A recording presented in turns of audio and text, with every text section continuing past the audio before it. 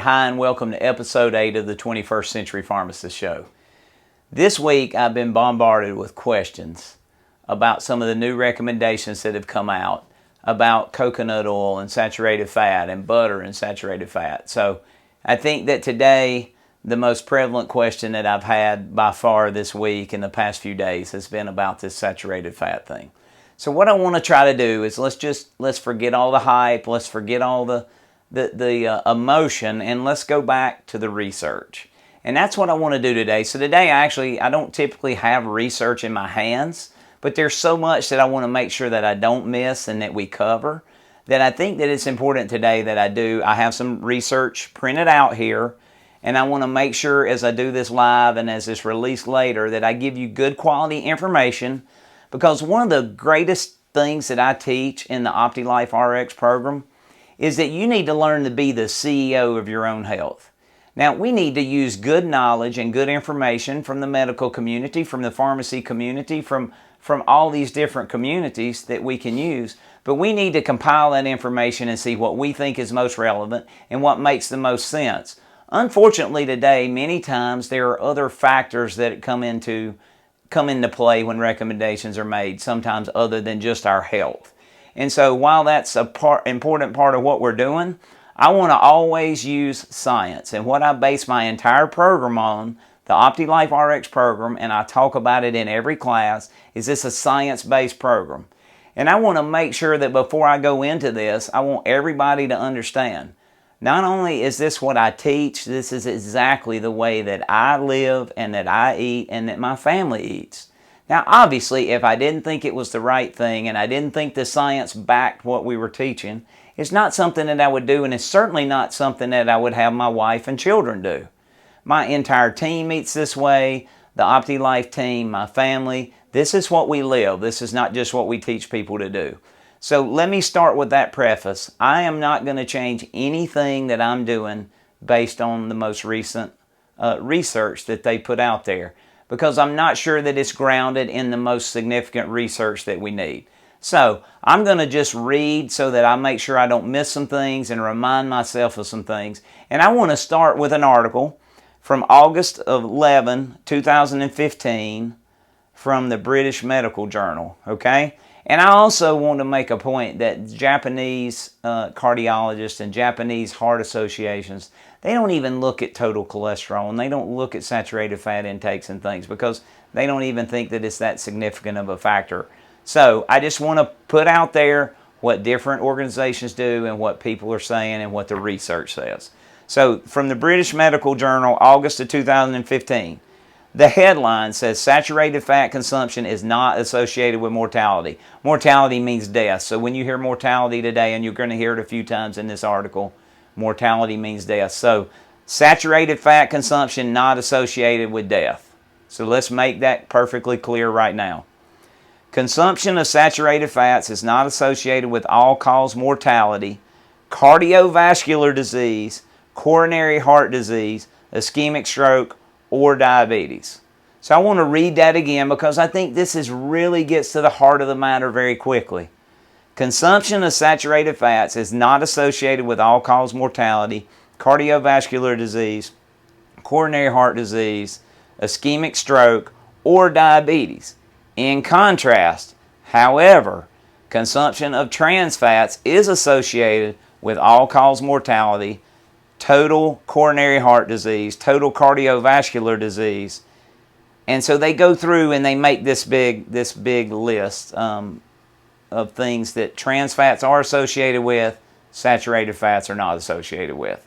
So we go on and they talk about the relative risk for stroke in the highest eaters of saturated fat. So the people who ate the most saturated fat had an 18% less risk of a stroke than those who ate the lowest amount of saturated fat. Now, people may say, well, that doesn't make sense. Well, when you think of what the brain is made up of, it does start to make sense because the brain contains a lot of fat. So we need good fats. We always talk about, when we're talking about eating high fat, adequate protein, quality carbohydrates, everything has to be of the highest quality. Just like our supplements, just like our water, just like our exercise, just like our sleep. We want to make sure that everything we put in, first of all, is only of the highest quality. So all fats are not created equal. So let's make that very perfectly clear right now. Some fats have benefit, some fats don't have benefit, some fats have bad effects on our body. So remember, think of food, think of the things that we take in as information to our hormone systems. Don't think of it as calories, don't think of it as any of those things. So when I can send good information, I get good results. So I want to keep going with some research from here. We talked about the risk of stroke with the people who ate the more fat, saturated fat, they had less risk of stroke. It also says saturated fats were associated inversely with the incidence of type 2 diabetes. So what that means in easy terms is saturated fat reduced the risk for type 2 diabetes. And why is that? Because when I'm eating saturated fats, number one, it sends good information to my hormone systems, and it sends good information to my body that I'm getting full. So it's not trick, it's real food that was intended to be ingested. Now, does that mean we should eat loads and loads of coconut oil and loads of butter? Well, that's never what we've condoned. We said that you should eat these things off the list that we give you until you're full. So we want to make sure that we're eating a balanced meal plan. We don't diet. We don't skip, we don't skip these things. We don't skip carbs. We don't skip protein, and we don't skip fat. We want to make sure they're of the highest quality, and we eat until we're full. We eat until we're satisfied. And that way we're not failing, and we're not going to go out and binge, because we're not trying to deny ourselves of things that taste great and are super healthy for us. And so I just wanted to start with some of that stuff. They do go on to talk about how the trans fats have strong and reliable evidence for more and more heart disease and strokes and those kind of things. So obviously we want to avoid trans fats. We want to avoid inflammatory fats. We want to avoid things that create inflammation. And one of the cool things about coconut oil and butter and those high quality, and I'm talking about, again, grass-fed butter, not cows that have been fed a bunch of grains and things, okay, and corns. So we want to make sure it's of the highest quality, but one of the great things about it is they're very anti-inflammatory. And when we really get to the bulk of what creates the heart disease and what creates most disease today is inflammation. Now, what they talk about us replacing coconut oils and butters and things with are things like vegetable oils and margarines. And unfortunately, those have high omega-6 ratios to the omega-3, so they have more omega-6s than omega-3s. And when we get our high omega-6s to omega-3 ratios, we create, guess what? More inflammation, which can then make my body more susceptible to heart disease and a lot of other things, okay? So we want to keep the inflammation, the systemic inflammation, we want to keep that low. One way we do that is by making the right food choices. So I just want to talk about some of the things that are in some more research studies that I have. Life can't go on without cholesterol, a basic raw material made by your liver, brain, and almost every cell in your body. Enzymes convert it to vitamin D, steroid hormones, and bile salts for digesting and absorbing fat. It makes up a major part of the membrane surrounding all the cells of our body and the structures within them. That's Dr. Steven Sinatra, who is a cardiologist. So just think the brain is rich in cholesterol, the nerves, the myelin sheath, or the coating around all the nerves that run through our body, is high in fat and cholesterol. Every cell in our body has a membrane around it, and that's made up of fat. So we need to start thinking, what kind of fats do we need to make those things healthy? And when I look at the fact that over 50%, and some studies go up to 70%, but for safety's sake, I'm going to say 50% of the people that have heart attacks have perfectly normal cholesterol levels. Now, a lot of the reasoning behind not eating saturated fats would be that it can raise our LDL cholesterol, and that's what they tell us in this report, is that it can raise the LDL cholesterol. And that can be true, that it can raise some people's LDL cholesterol, and I will tell you, in fact, we've had many people that follow our program of eating some saturated fat along with the other things that we have in our plan, and they've actually lowered their total cholesterol and lowered their LDL cholesterol, and more importantly, lowered their triglycerides and lowered their inflammatory markers. So, while it may raise LDL cholesterol, what we really want to look at, and I had a show on this just a week or two ago, is we really want to look at the particle size of the LDL cholesterol. And we really want to look at the particle size of even the HDL, or so-called good cholesterol. We want big, fluffy, cloud-like particles and not small particles. Well, saturated fat is one way that we know can help to increase particle sizes. So why LDL numbers can go up with saturated fat, it is typically increasing the particle sizes. And it increases the HDL, or the good cholesterol, and it can increase HDL particle sizes. So we really need to look at particle sizes more than just the total numbers. I've already told you Japanese cardiologists don't even look at total cholesterol numbers. So think of how we increase the particle sizes by eating saturated fat, and how we can have less inflammation by doing those things. So, the largest study ever to ask whether a low-fat diet reduces the risk of having cancer or heart disease found that it has no effect. So, the largest study to ever ask and look at this, whether a low-fat diet reduced the risk of cancer or heart disease, found that the diet has no effect.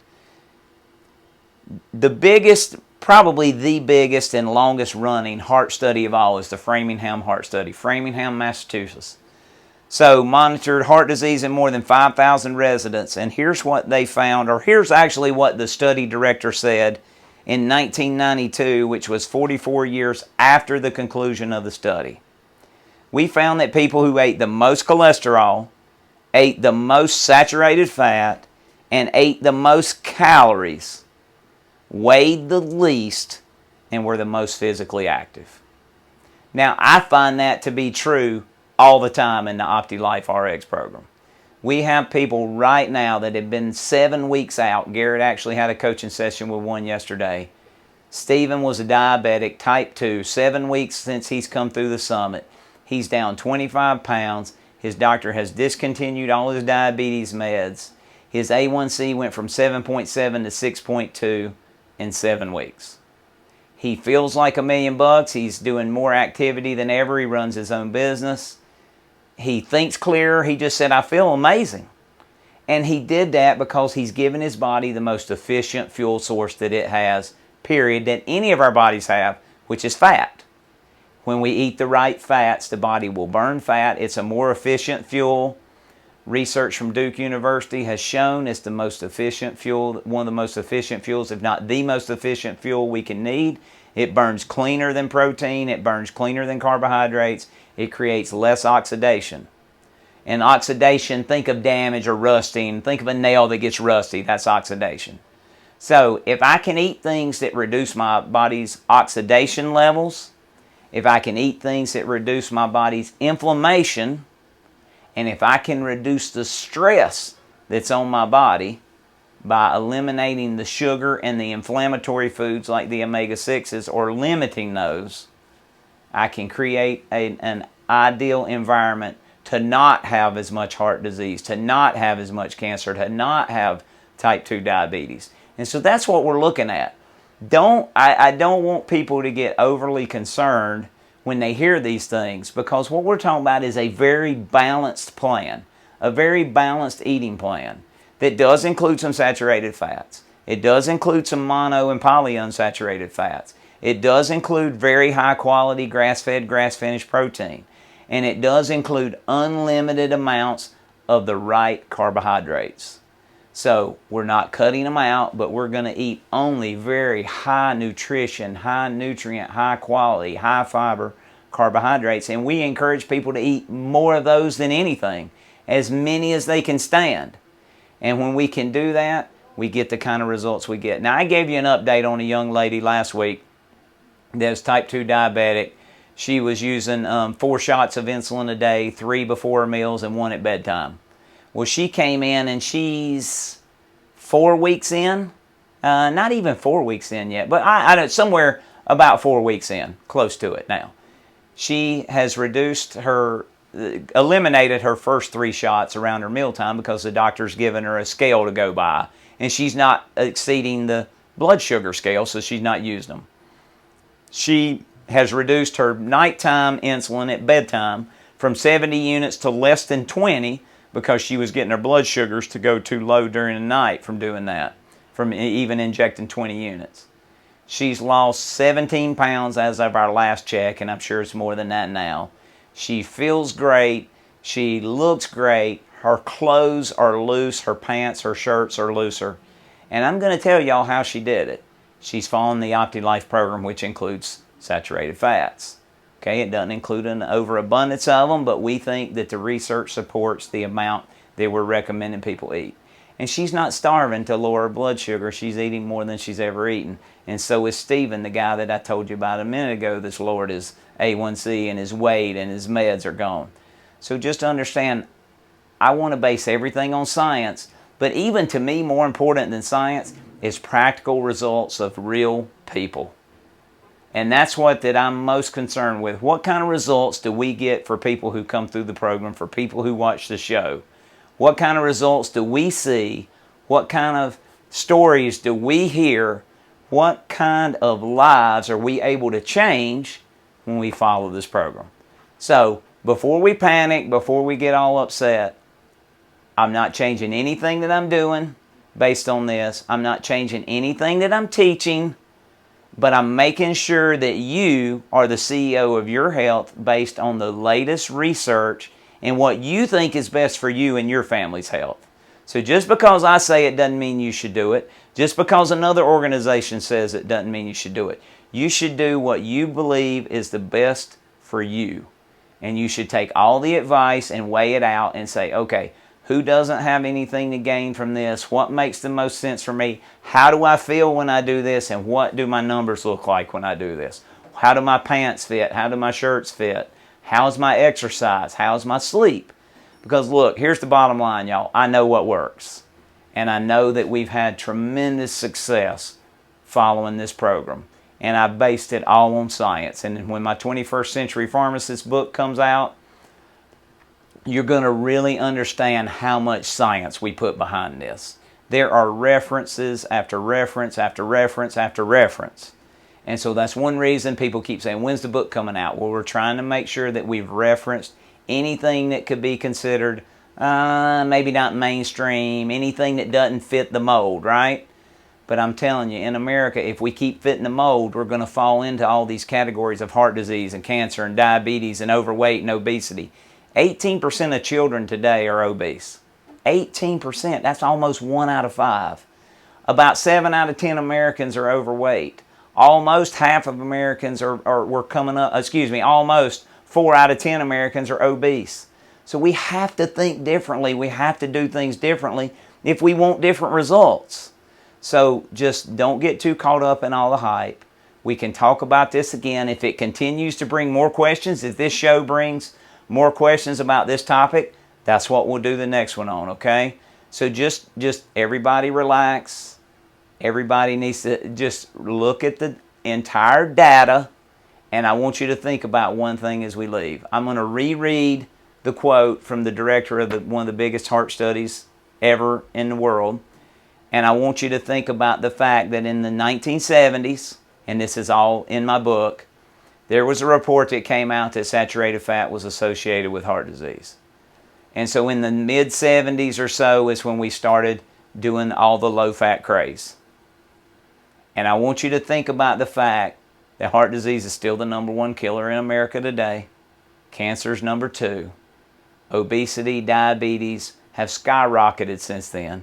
Childhood obesity, childhood diabetes have skyrocketed since we've gone to those type of recommendations.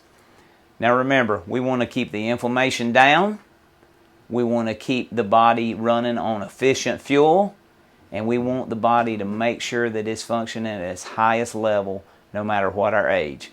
So I certainly hope that this has given you a little bit of guidelines to just sit back and let's look at this. And if research changes and we change what we're doing and recommending, I'll certainly be the first to let you know, and I'll change what I'm doing.